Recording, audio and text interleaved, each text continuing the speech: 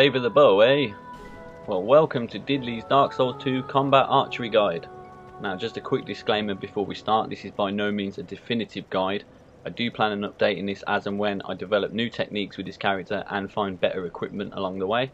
But if you're just starting out and you want to go bow only, or if you just plan on using the bow as a tool to help you through the game, then hopefully this guide will give you a few useful tips and tricks.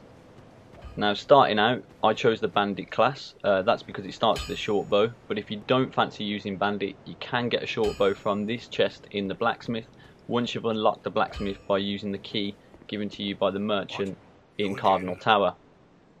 Now, if you do plan on using a bow, the next thing you're going to need is arrows, and luckily this blacksmith sells an unlimited supply of wooden arrows. Now, he also sells iron arrows, but they're limited quantity to 50, so if you do plan on buying them, I recommend saving those for bosses or harder enemies. The wooden arrows are poorer in comparison to the iron arrows for damage output, but what you lack in damage output, you make up for in quantity. Bearing in mind you can buy a lot of those for a cheap price, you can use those as your go-to arrow. It's not going to give you as much damage as the iron arrow. Like I said, you're going to have a lot more of them to play with, and you don't have to worry about them running out because that is an unlimited supply from that blacksmith. So let's just take a quick look at my stats. I have leveled this character up to 86, so this will give you an idea of what you want to aim for if you plan on doing bow only. The first most important stat is dexterity. That's your damage output when using the bow. So the higher your dexterity, the more damage output. That's only a good thing, really.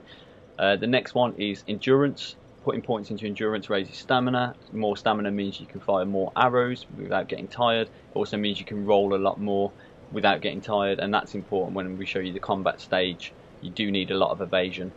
The last stat is adaptability. Now, at this early stage in the game, there's a lot of arguments as to whether that's actually useful or not. However, I have noticed an increase in agility, which you can see when the stats rise, placing your points into that. I've also noticed it's slightly quicker drawing the bow. I'm not sure if that's me.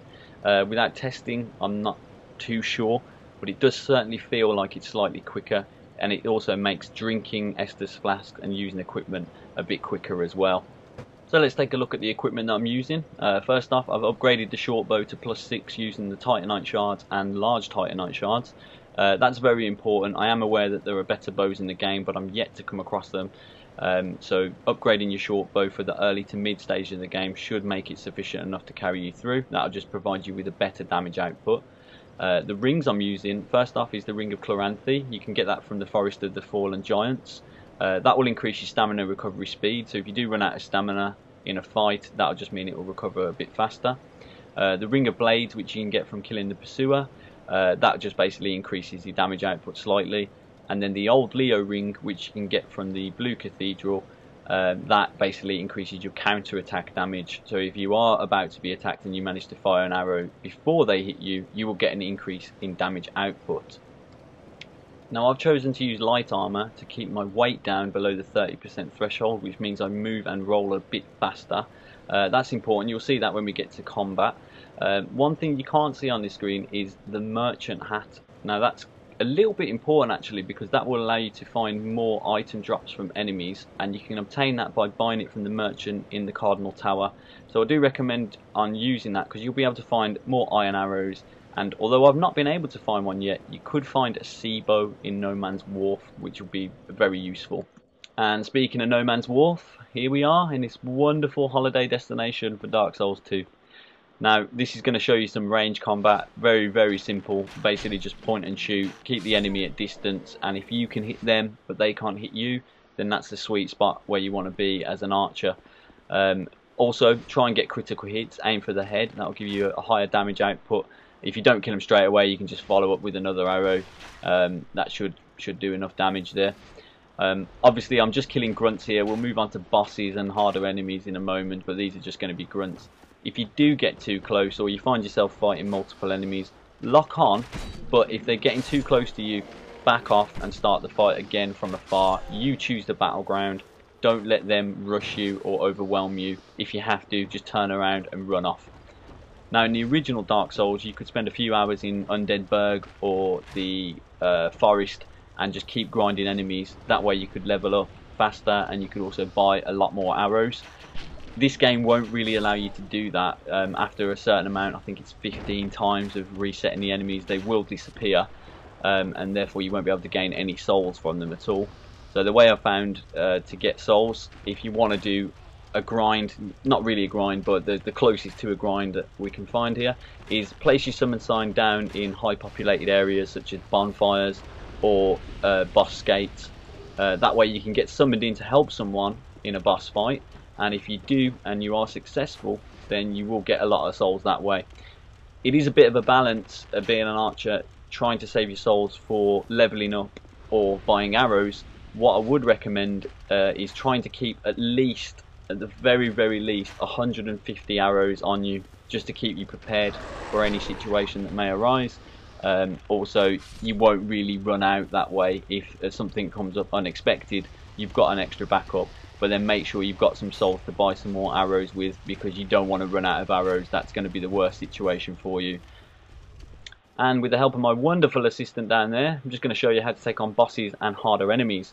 Now, same again, if you can take them out from afar, do so, but bear in mind, if you put an arrow into them, chances are they're going to move towards you, and if you're on a choke point such as this bridge here, you're going to have a bad time if you cannot kill them before they reach you. Now, as an archer, as you don't have any heavy armor, you don't have the ability to tank any damage, so evasion is the key to your survival. Read the enemy's movements, always dodge. If you've got a slight bit of stamina left, enough for an attack or a dodge, always choose dodge. Give your stamina a chance to recover. There'll always be another opportunity to fire at them and cause damage, so don't get cocky, don't rush in, and just read the enemy. Be very mindful as well of the environment around you, because the worst thing you can do is dodge an attack and roll straight off the edge of the world and die. That's not very pleasant.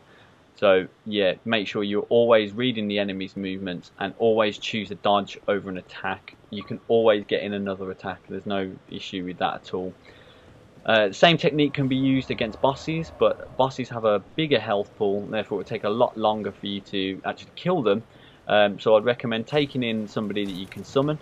That way they can tank some of the damage or draw some of the aggro from the boss, and you're safe then to keep filling them full of arrows.